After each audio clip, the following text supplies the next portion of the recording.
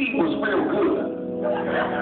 We used to pass that weed around because you wanted your boy to hit that good weed. Or when the alcohol was on point, you couldn't barely get in the door without you pouring them a drink. Y'all hear what I'm saying? Well, God is good, y'all. And I want y'all to be able to experience the God that I am on the course of my life. Taste and see that the Lord is good.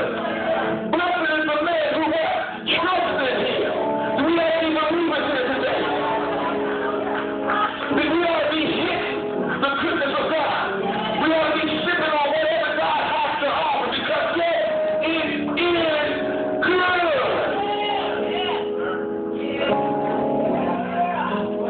You want some of that, James? I ain't talking about the weed. I'm talking about the goodness of Jesus and all that he has to offer. Y'all go spiritual with me. Get the weed off your mind.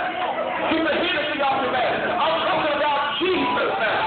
I'm talking about God, the El Shaddai. The one who has never failed.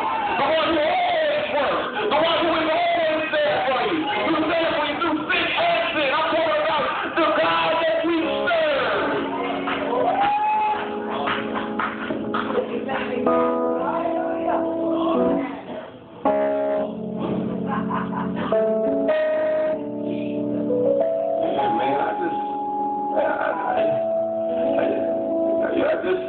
I guess, maybe I'm overreacting. I don't know, maybe I just, but y'all, I'm feeling this way because I've come out of a very taxing and trying appointed season of my life.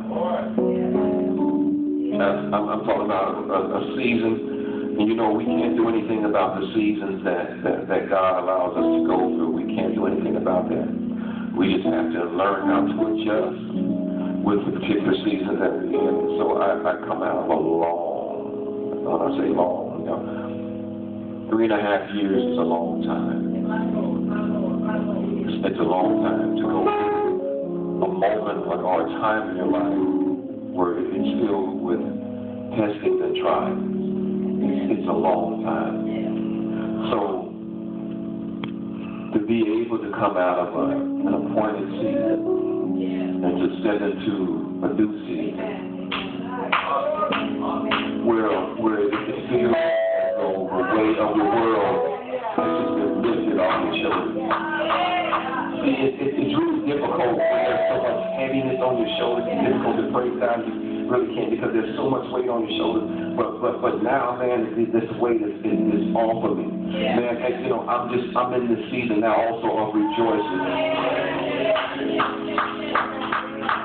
Do I have any overcomers here this morning? Anybody who's coming out of their appointed season and you can feel the shift in the atmosphere and you can feel the wind blowing and you feel now you're stepping into a new season, the maturity of everything that you have sown and toiled in is finally coming to fruition, and now you start to experience the abundance of God. Do I have any true believers here this morning?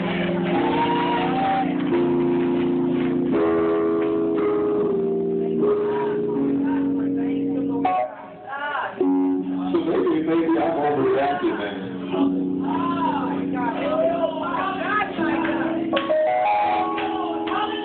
I just gotta be honest, and God knows my heart, but trials are difficult. Sometimes tests are very hard to pass, especially when you are unprepared for it. Very, very difficult. Any of y'all have ever been in school and you've been in the midst of a test and you really didn't prepare for it? And really the only promising thing that you did on that test was to simply write your name at the top. Outside of that, you weren't ready for that test. And you looked around and you saw all the smart kids in the class just zoom through. And you became a little bit discouraged. All right.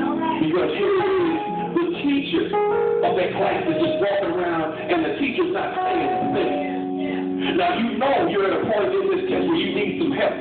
But because you really didn't prepare for the test, there was nothing that the teacher could do at that time to get you through. to just feel your way through this test. Knowing that you're not really going to get a passing grade.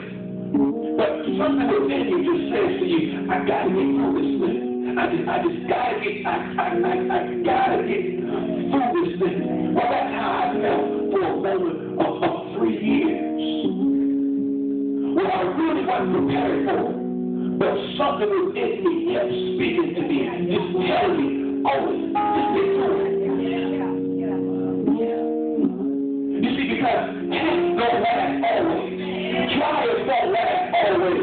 Appointed seasons, and I mentioned to you last week, do not last always. And remember, it's just a test.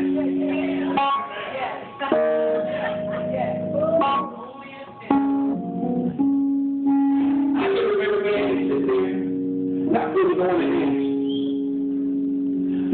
But one of the things I used to do is, I used to always keep my eye on the teacher. And from time to time, the teacher would come and look over my shoulder. Wouldn't say anything now. But she would come and just look over my shoulder to see what I knew and what I did not know. Now, I wanted to ask for help, but I knew that I could not ask for help. But there was also something comforting in knowing that the teacher was present. If the teacher had walked out of the room, I may have gotten discouraged. I may have lost my sense of security. But even though I really wasn't prepared for the test, there was something secure in knowing that the teacher was present. I felt better about myself knowing that the teacher was there. Yes, there were things I wanted to say to the teacher. I had some regrets in that I didn't prepare for the test.